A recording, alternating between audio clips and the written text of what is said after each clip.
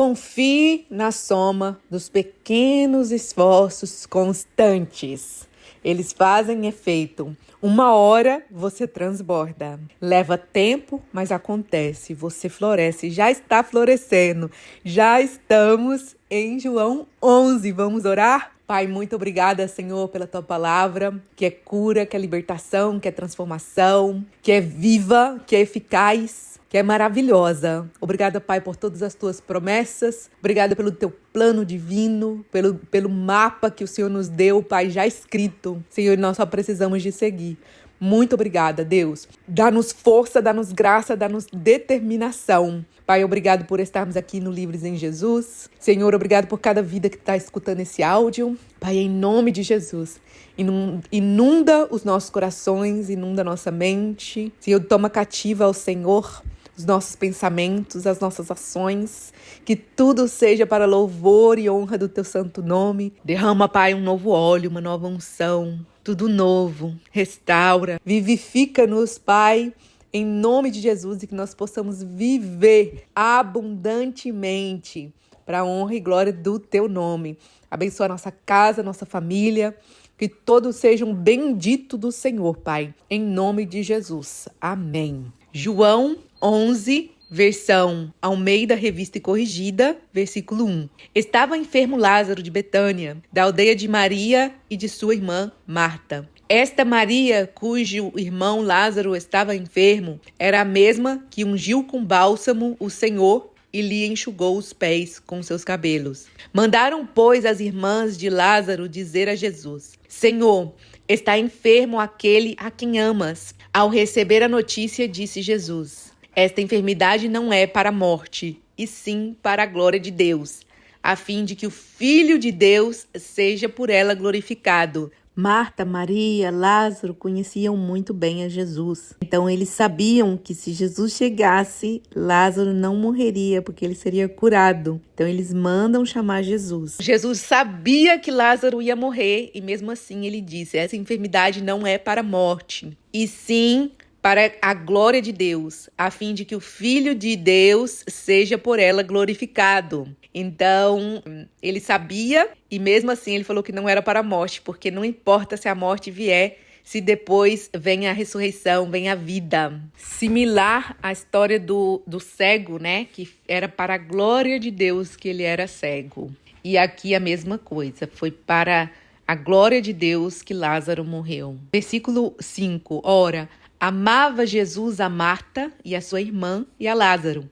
Quando, pois, soube que Lázaro estava doente, ainda se demorou 2 dias no lugar onde estava. Depois disse aos seus discípulos: Vamos outra vez para a Judeia. Disseram-lhe os discípulos: Mestre, ainda agora os judeus procuravam apedrejar-te, e voltas para lá? Respondeu Jesus: Não são 12 as horas do dia? Se alguém andar de dia, não tropeça, porque vê a luz deste mundo. Mas se andar de noite, tropeça, porque nele não há luz. Então os discípulos ficaram com medo de voltar, porque eles queriam apedrejar Jesus, mas Jesus não estava preocupado, porque ele sabia que na hora certa ele iria para a cruz. Mas enquanto não chegasse a hora, eles não tinham autoridade. E também Jesus era luz, era do dia, e Jesus ele era a luz do mundo, então ele não tinha nada que temer. E aí Jesus faz uma comparação entre luz e trevas,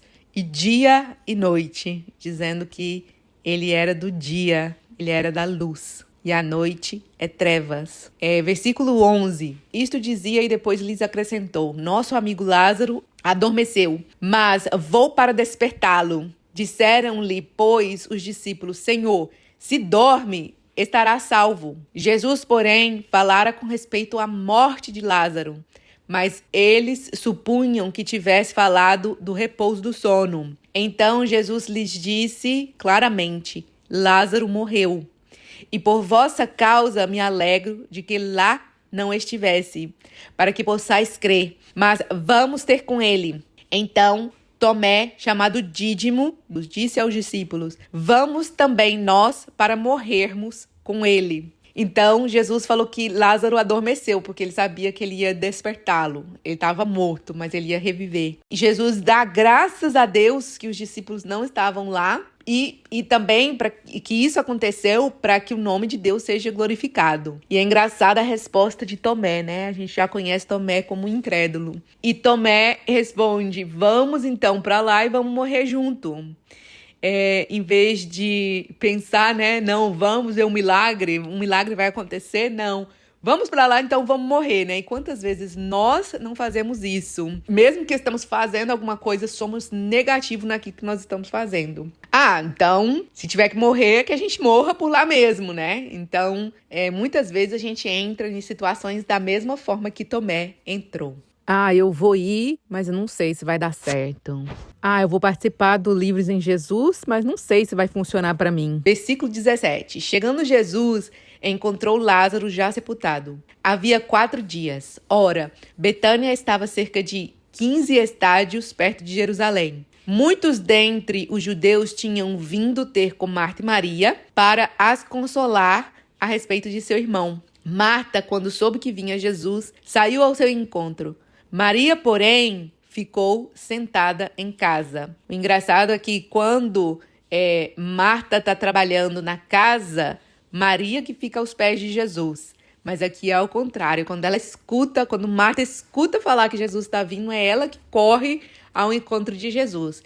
E Maria ficou sentada em casa, como se o mestre nem estivesse chegando, né? Presa por sua dor, por seu luto. Disse, pois, Marta a Jesus: Senhor, se estiveras aqui, não teria morrido meu irmão. Mas também sei que mesmo agora, tudo quanto pedirdes a Deus, te concederá. Ela falou certo, mas na cabeça dela ainda não cabia que Jesus podia o ressuscitar nesta vida. E aí declarou Jesus no versículo 23, teu irmão há de ressurgir. Eu sei, replicou Marta, que ele há de ressurgir na ressurreição, no último dia. Disse-lhe Jesus, eu sou a ressurreição e a vida. Quem crê em mim, ainda que morra, viverá. E todo o que vive e crê em mim não morrerá eternamente. Crês isto? Sim, Senhor, respondeu ela. Eu tenho crido que tu és o Cristo, o Filho de Deus que devia vir ao mundo. Então Marta vai ao encontro de Jesus, fala para ele, se você estivesse aqui, ele não teria morrido. Jesus fala, eu posso ressuscitá-lo. Aí ela acha que ele vai ressuscitar ele na glória. E não, Jesus estava falando daqui, né? Mas ela fala, eu creio que você é o Cristo, o Filho de Deus que devia vir ao mundo. Triste é que Jesus já morreu, já ressuscitou, vive para sempre, ele é o mesmo que era, que é e que há de vir. E hoje nós não cremos que ele pode ressuscitar os mortos aqui na vida. E Jesus falou que se a gente crê, ainda obras maiores nós poderíamos fazer. Mas por que a gente não crê?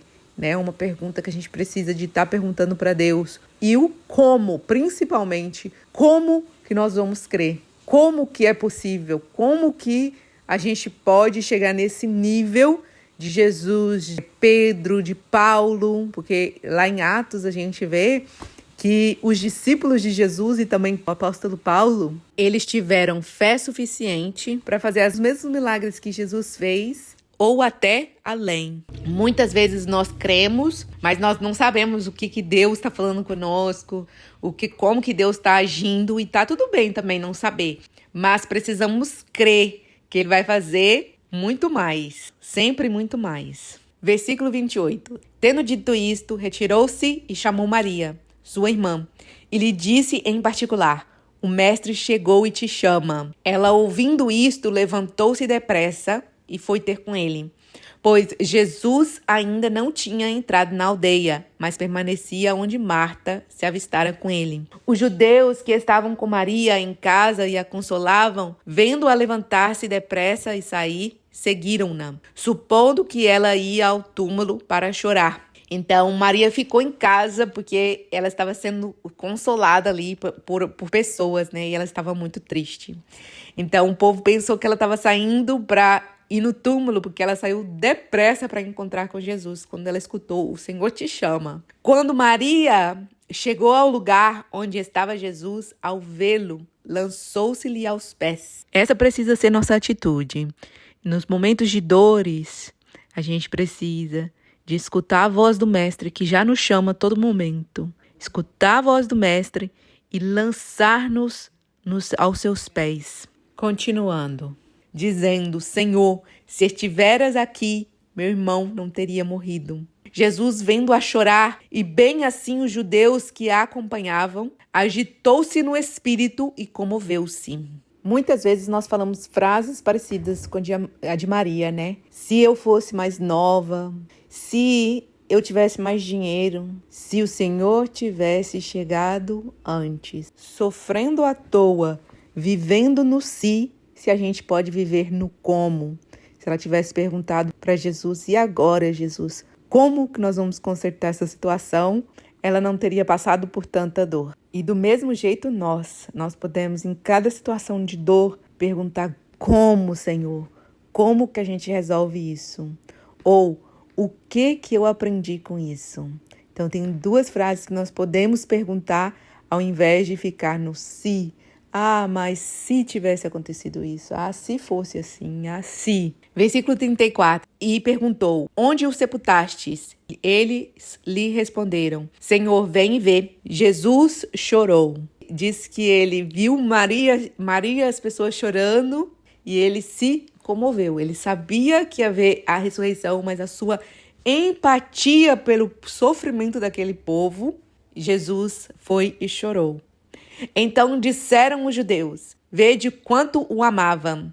Mas alguns objetaram: não podia ele, que abriu os olhos ao cego, fazer que este não morresse? Jesus, agitando-se novamente em si mesmo, encaminhou-se para o túmulo. Era este uma gruta a cuja entrada tinham posto uma pedra. Então ordenou Jesus: tirai a pedra. Disse-lhe Marta, irmã do morto: Senhor, já cheira mal, porque já é de 4 dias. Respondeu-lhe Jesus: não te disse eu que, se creres, verás a glória de Deus? Na cabeça do povo não cabia que Jesus podia o ressuscitar. Na cabeça desse povo, Jesus só poderia ter intervido antes de Lázaro morrer. E foi para isso que Lázaro morreu. No propósito de quebrar a caixinha, quebrar os limites. Jesus não tem limites. Deus não tem limites. Ele pode fazer infinitamente mais do que nós pedimos ou pensamos. Então, versículo 41. Tiraram então a pedra, e Jesus, levantando os olhos para o céu, disse: Pai, graças te dou porque me ouviste. Jesus ainda não tinha falado. Ele agradece por uma coisa que ainda não aconteceu, né? Então, um exemplo pra gente. O pessoal do Livre em Jesus. Você tem sua lista de gratidão. Adiciona na sua lista de gratidão coisas que ainda você não recebeu, mas agradecendo como se você já tivesse recebido. Segue o exemplo de Jesus. Você é livre em Jesus. Amém? E Jesus, levantando os olhos para o céu, disse: Pai, graças te dou porque me ouviste. Aliás, eu sabia que sempre me ouves, mas assim falei por causa da multidão presente, para que creiam que tu me enviaste. E tendo dito isto, clamou em alta voz: Lázaro, vem para fora. Então, Jesus só falou tudo isso aqui para deixar para a gente como exemplo, para aquele povo como exemplo e para a gente como exemplo.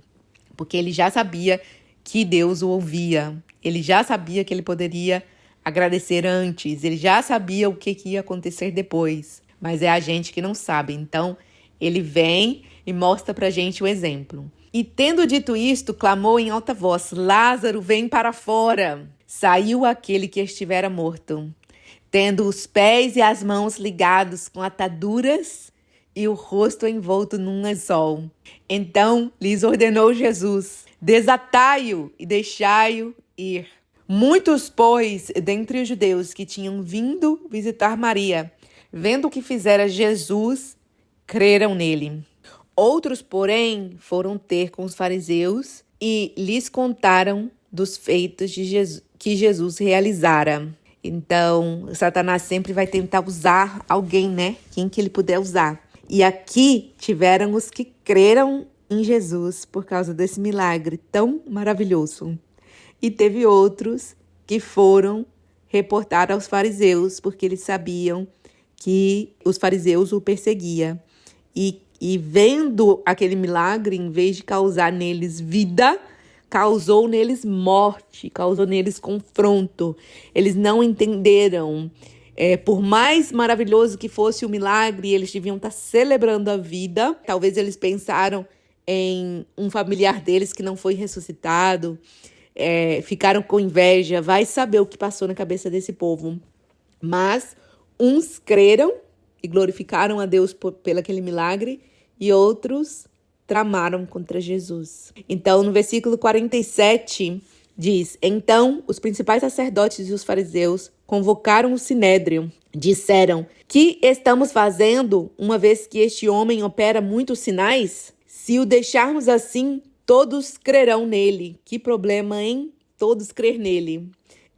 Depois virão os romanos e tomarão não só o nosso lugar, mas a própria nação. Caifás, porém, um dentre eles, sumo sacerdote naquele ano, advertiu-os, dizendo: Vós nada sabeis, nem considerais que vos convém que morra um só homem pelo povo, e não venha a perecer toda a nação. Ora, ele não disse isto de si mesmo, mas, sendo sumo sacerdote naquele ano, profetizou que Jesus estava para morrer pela nação. Aleluia! Então, eles ficaram com medo do povo todo crer em Jesus e eles não terem mais autoridade. E aí os romanos aproveitaram da situação. Então, também tinha um fator político que eles tinham tanto medo. Mas aí Caifás, um dentre eles, sumo sacerdote daquele ano, advertiu-os dizendo: Vós nada sabeis, nem considerais que vos convém que morra um só homem pelo povo e que não venha a aparecer toda a nação. Então, diz que ele não falou de si mesmo, que foi o próprio Deus que falou pela boca dele, e profetizando que Jesus estava para morrer pela nação. E foi o que ele fez, né? Morreu não só pela nação, como para todos nós. Morreu para que o mundo tenha vida, né?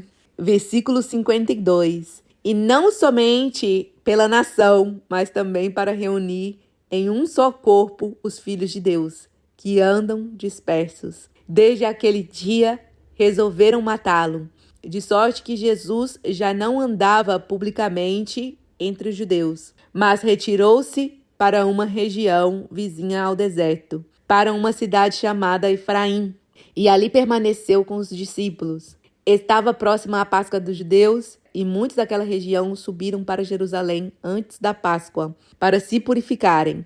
Lá procuravam Jesus, e quando eles no templo diziam uns aos outros: Que vos parece? Não virá ele à festa? Ora, os principais sacerdotes e os fariseus tinham dado ordem para, se alguém soubesse onde ele estava, denunciá-lo a fim de o prenderem. Ele faz aquele milagre tão maravilhoso de ressuscitar um morto e a perseguição aumenta. E eles acreditando que eles matando Jesus, eles estavam salvando a nação, né? Por um lado, eles estavam certos, porque era o plano de Deus. E não somente para salvar a nação, mas também para reunir em um só corpo os filhos de Deus, para que a gente possa ser um com Deus, Pai, Filho e Espírito Santo. Então Jesus teve que ficar mais escondido, mas o povo ainda continuava com as mesmas discussões, né? Com as mesmas dúvidas. Essa manhã, na nossa devocional, nós lemos, né, Ezequiel 37, Filho do homem profetiza sobre os vales de ossos sequíssimos, onde era representando o povo de Israel, que estava morto, sem esperança. E agora, lemos João 11, e fala que Lázaro já estava morto, 4 dias, já fedia. E mesmo assim, Jesus o ressuscitou. Então, não há nada demasiadamente difícil para Deus. Nós precisamos de crer. Já podemos agradecer com antecedência pelas coisas que virão. a gente profetiza e traz à existência. E qualquer ponto de morte, de escuridão, de trevas, de noite, tem que sair perante a luz de Jesus, o dia de Jesus, hoje. Amém? Então, vamos profetizar vida e vida em abundância, em nome de Jesus. As nossas vidas espirituais bem avivadas. Jesus reacende a chama, aonde que há qualquer ponto de escuridão, destrói. Deus, em nome de Jesus, reaviva, Pai. Nós te agradecemos porque já estamos vivos, avivados em Jesus, já somos livres em Jesus e faremos grandes coisas em teu nome. Pai, em nome de Jesus, destrava as nossas vidas, Pai. Vai à nossa frente, desembaraça os nossos caminhos. Senhor, nunca nos falte fé, esperança e promessa e bênção. Pai, em nome de Jesus, como Davi, nós profetizamos que bondade e misericórdia certamente me seguirão todos os dias da minha vida.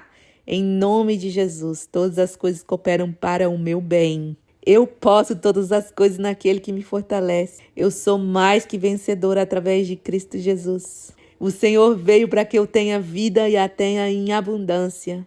O Senhor é o meu pastor e nada me faltará. Não me faltará energia, não me faltará paz, não me faltará vida, não me faltará alegria. Em nome de Jesus. Eu sou uma bênção, eu sou abençoada. Em nome de Jesus. Amém. Boa noite.